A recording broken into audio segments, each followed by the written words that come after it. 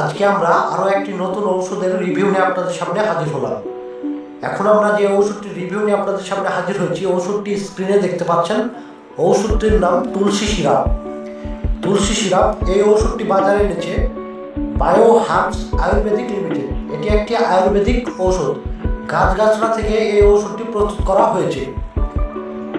এটি একটি কফ এক্সপেক্টোরেন্ট। যে কোনো ধরনের কাশি ও কফের ক্ষেত্রে ঔষধটি অত্যন্ত কার্যকরী। আমরা এই ঔষধটি সম্বন্ধে বিস্তারিত জানার চেষ্টা করব।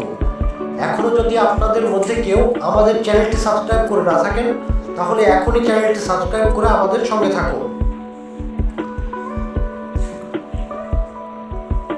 তুলসী সিরাপ, এই সিরাপটি অ্যালকোহল মুক্ত, যার ফলে এই ওষুধটি ব্যবহারে কখনো ঘুম ঘুম ভাব এরকম সমস্যা হবে না।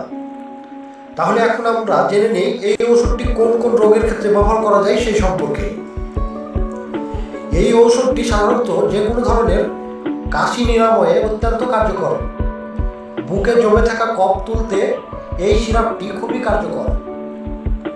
সর্দি ও ইনফ্লুয়েঞ্জা জনিত কাশির ক্ষেত্রেও ওষুধটি খুব ভালো কাজ করে।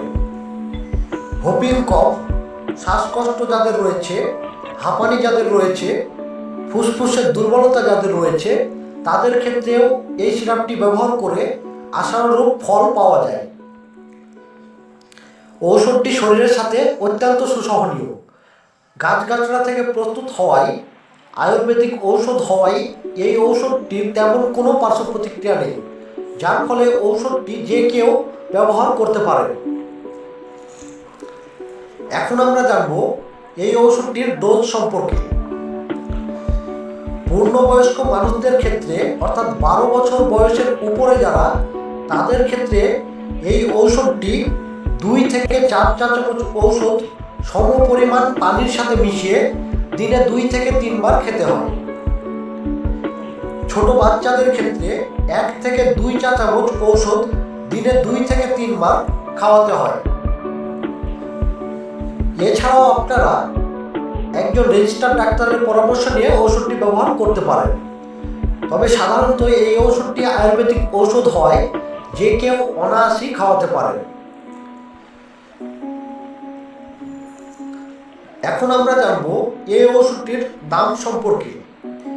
তুলসী সিরাপ, এই সিরাপটির দাম 50 টাকা।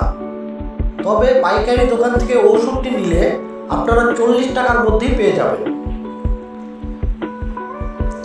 আশা করি আজকের রিভিউটি আপনাদের ভালো লেগেছে। যদি ভালো লাগে লাইক দিবেন, শেয়ার করে অন্যদেরকেও দেখার সুযোগ করে দিবেন, আর চ্যানেলটি সাবস্ক্রাইব করে সঙ্গে থাকবেন। ধন্যবাদ এতক্ষণ কষ্ট করে আমাদের সাথে থাকার জন্য।